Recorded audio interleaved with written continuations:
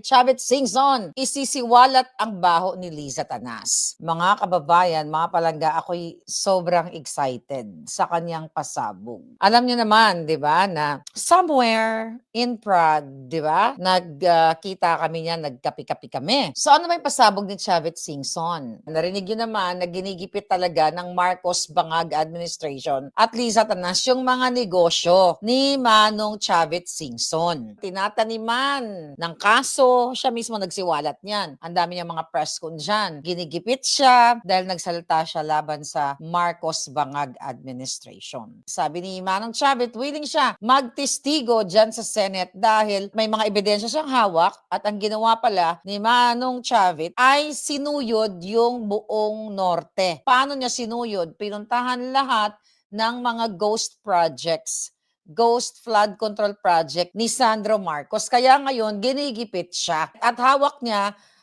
nagchika boom boom kami, hindi na ito panaginip real deal to. Pero minsan yung panaginip, totoo din, ano? So, hawak na niya kasi tinanong ko siya. Sabi ko sa kanya, nangumusta lang naman ako. Sabi ko, Manong, kumusta na? Ano ng mga dramatization? Magkakapi ba tayo? Nangumusta lang ako. Ano na ang mangyayari dyan sa Senate hearing? Dahil nga, syempre gusto kong gusto ko siya maging resource person kasi nga pinapuntahan niya yung mga ghost project na multi-billion. Di ba isa yan sa sinabi natin dahil inulat ko rin yan sa inyo, I think last year pa bago pa pumutok yung flood control na yan. Yung 12 billion, okay, na flood control, maybe more than that, ni Sandro dyan sa Ilocos Norte. So yung ginawa ni Chavit, pinapuntahan niya yung mga nakalagay sa listahan na flood control ni Chararat. So wala talaga. Kaya as in wala talaga. It's either sinumulan lang, graba lang muna, tapos wala na. And that's multi-billion pesos. Dahil patuloy din to si Manong nyo, si Chavit, dadadaldal din, katulad natin na nag-expose siya ng kanyang mga nalalaman at talaga ginagawa niya yung pagsusuyo dito sa mga ghost project ng Marcos administration. Kaya sabi ko sa inyo, grabe talaga na-divert tayo. For a while, na-divert ang attention dahil nagpakalat ng fake news si Bangag na nahuli na si Zaldico. Pero lingid sa inyong kaalaman, not only in Ilocos Norte, in Bulacan, 'di ba? Yung mga hanggang ngayon yung mga kababayan natin, yung kanilang mga areas, mga bahay, mga lugar nila, yung baha mataas pa rin, 'di ba? Anyone dito na taga Bulacan o taga Norte, na yung mga tubig, okay, hindi na bumababa. Dahil wala nang dadaluyan, dahil wala naman talagang flood control, wala naman talagang ginawa ang gobyerno ni Bangag, kundi nakawin ang pera ng bayan. Dahil nalaman ni Zatanas na si Chavit Singson ay by May, ay papatawag siya sa Senate. I hope hindi kansilin ng hayop na Lacson na yan, dahil alam naman natin si Lacson, I hope hindi cancelin niya, hindi i-cancel yung willingness ni Chavit Singson na sinasabi niya na meron ako hawak na ebidensya dito sa flood control na yan. Kaya imbitahin niyo ako dyan, ipapakita natin sa taong bayan, ito. So dahil ginawa ni Chavit yan, gigil na gigil ngayon si Liza Tanas. So alam mo ba kung anong ganti ni Liza Tanas? At ni Bangag na mga walang utang na loob. Binanggit naman na ni Chavit, di ba?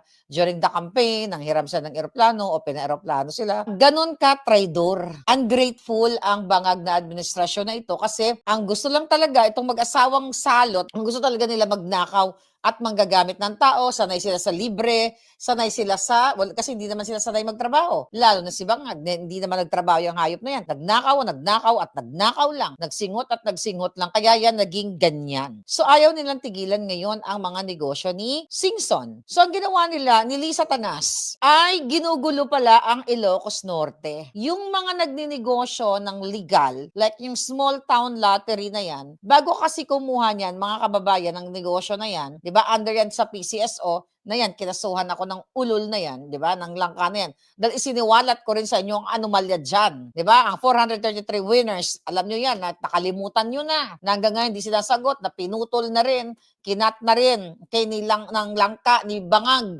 ang hearing dyan patungkol sa 433 lotto winners. Nakalimutan nyo na, di ba?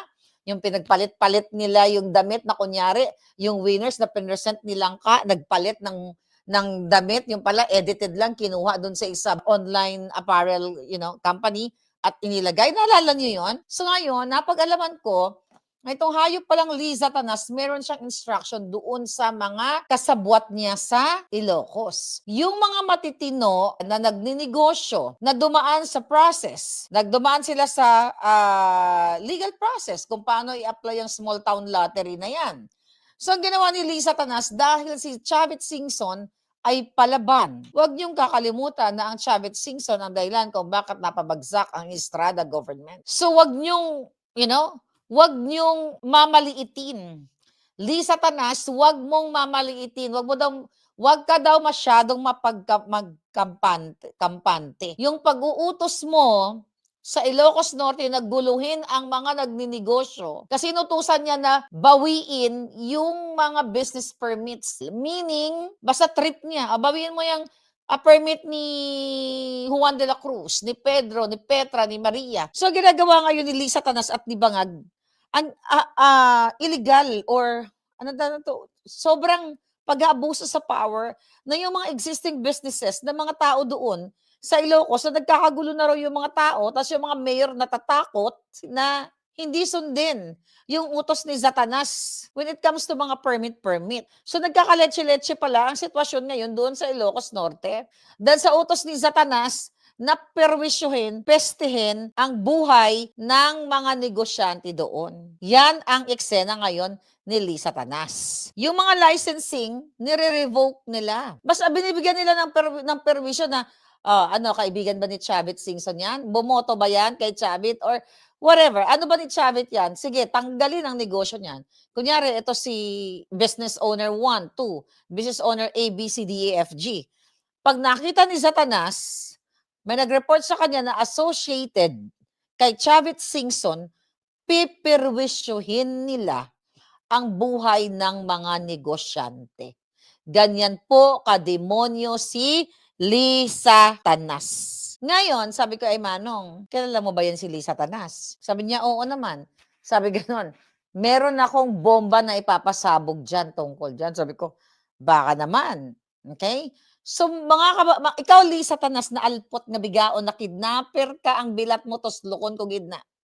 So, yan ang ginagawa ngayon. Gusto ko lang ipaalam sa inyo na, ay, Liza Tanas, sabi pala ni, na Manong, baka magulantang ka. Ito naman kasi si Manong pabitin. Paano ba yan, Manong? Nagpokpok ba siya?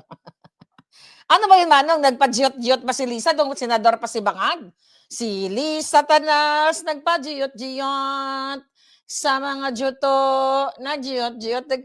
Ito, di ba? So, I hope ilabas mo yan dito, Manong. Magkape ulit tayo sa Prague.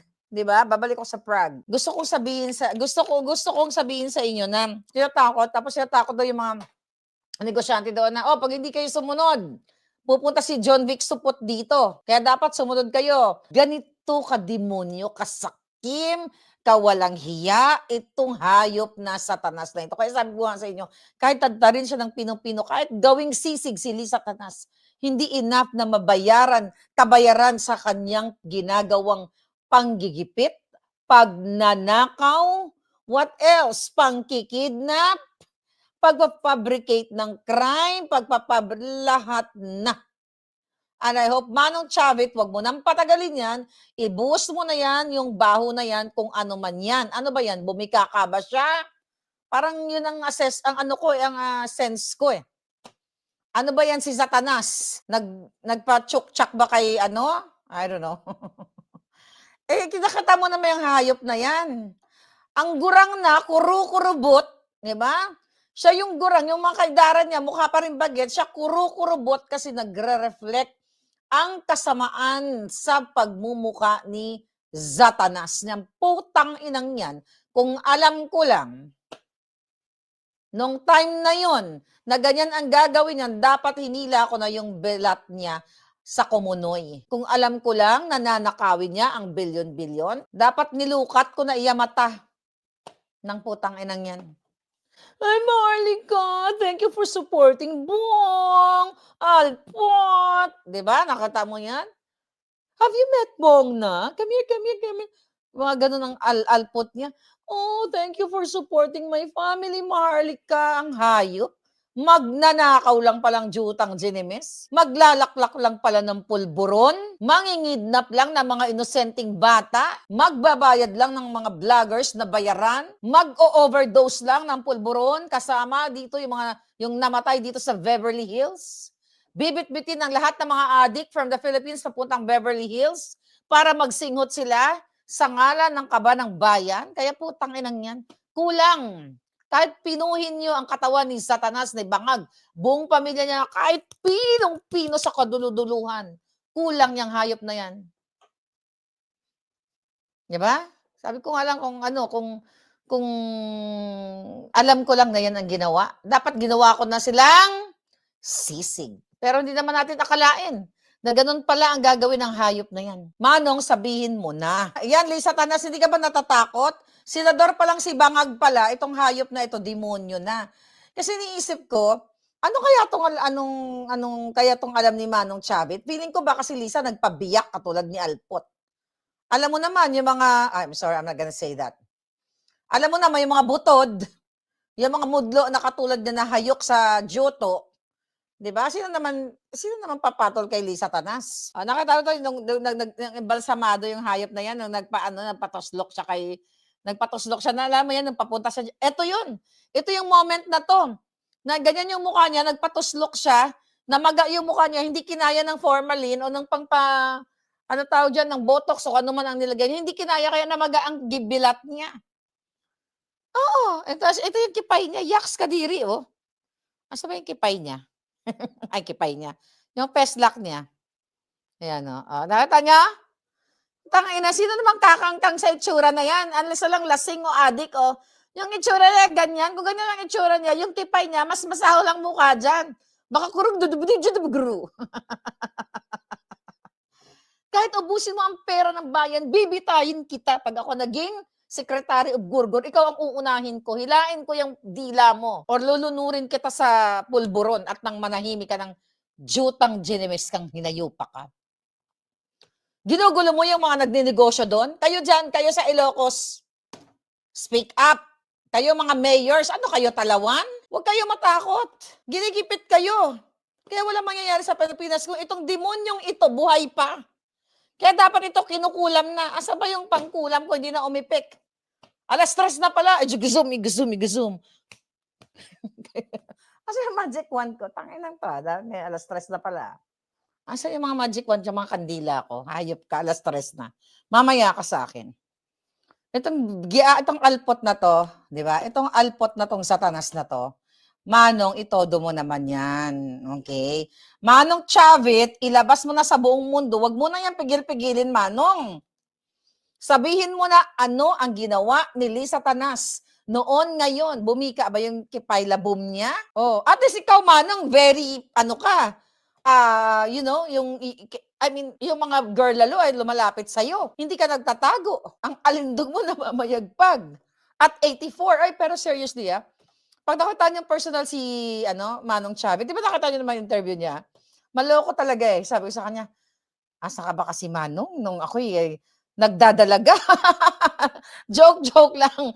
Joke lang naman. But, ang, ang comparison natin, kung ikumpara mo kay Bangag, habang sila, ang mga jalpot, nagpa-giyot-giyot, nag-feeling yung prestigiyoso sila, dignified, yung mga mga kaputahan nila, pero sa likod ng camera, nagpapa-giyot-giyot. Di ba? Nagpapa-giyot-giyot. Si Manong tipo ng mga bagets. Di ba? Pero alam mo, sinabi ko na to sa inyo, nung hindi ko pa nakikita si Manong, sabi ko, ano bang kamandag nito? Sabi ko, ano bang kamandag nito? Sabi ko ng ganon. Ano bang kamandag nito? Talagang mga girl lalo. So, sinasapian yung mga girl lalo. Maganda yung personality. Ako yun na masasabi ko. Maganda yung personality. At hindi mo masasabing Chavit Singson siya. Down to earth. Yun lang yung nakita ko talaga na inobserbahan ko. Sabi ko, ang daming dito Ang daming nabibighani ng mga girls.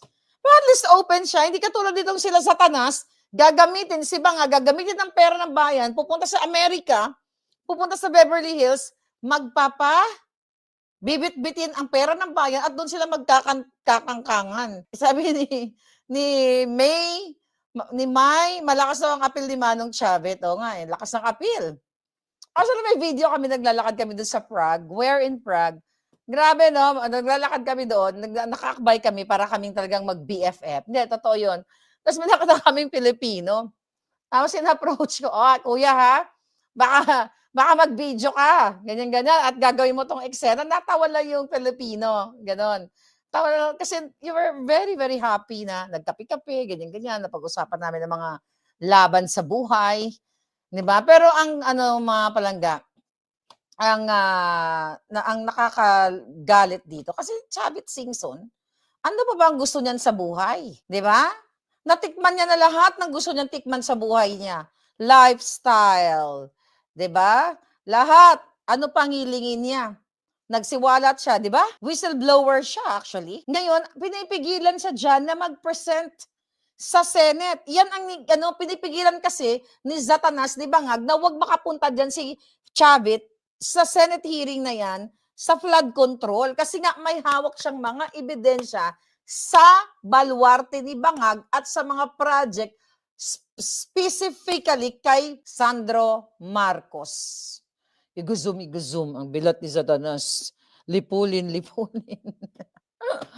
Ay, nako mga palangga, talagang kawawa ang bayan natin. So, pero ang ano ko dyan, Manong, I challenge you, Manong Chavit Singson, ibuhos mo na, ano ba ang alam mong sekreto mo ni Liza Tanas?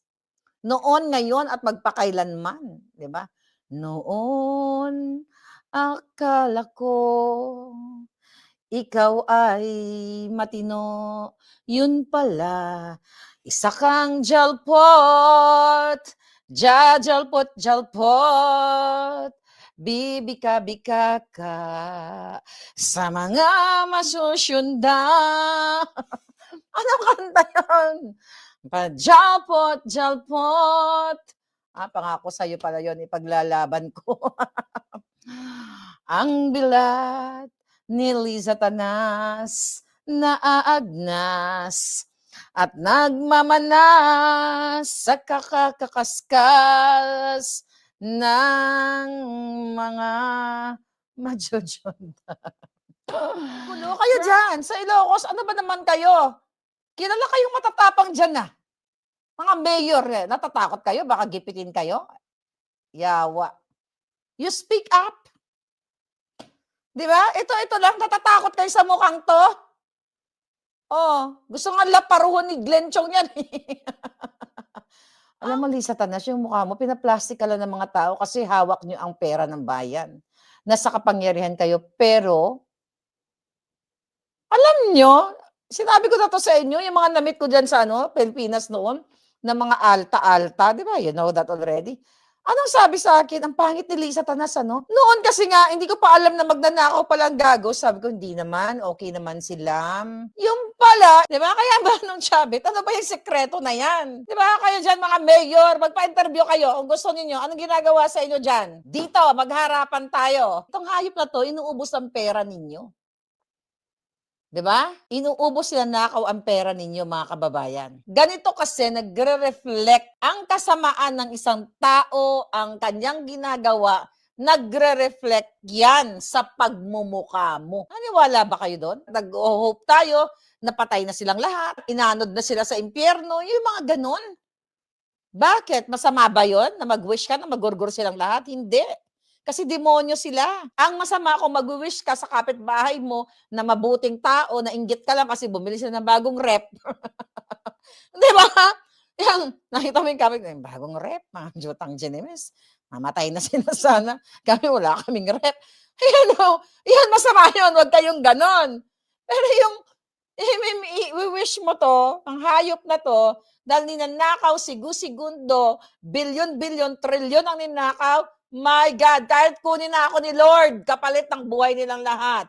Bibigay ko alindog ko. Lord, kunin mo na ako. Basta make sure, gurgurin mo lahat ng mga demonyo. Yes, salbahe talaga ako paminsan-minsan, Glenn. Bakit? Alangan naman, alangan naman kayo lang ang salbahe. Minsan mabait din ako. Pero mas madalas, demonyo ako sa mga demonyong katulad niya. Ang bilat niya unahin ko. Di ba sabi ko sa inyo, nung bata ako, boxing ako. Yung mga saging ng mga kapitbahay, natumba na lahat.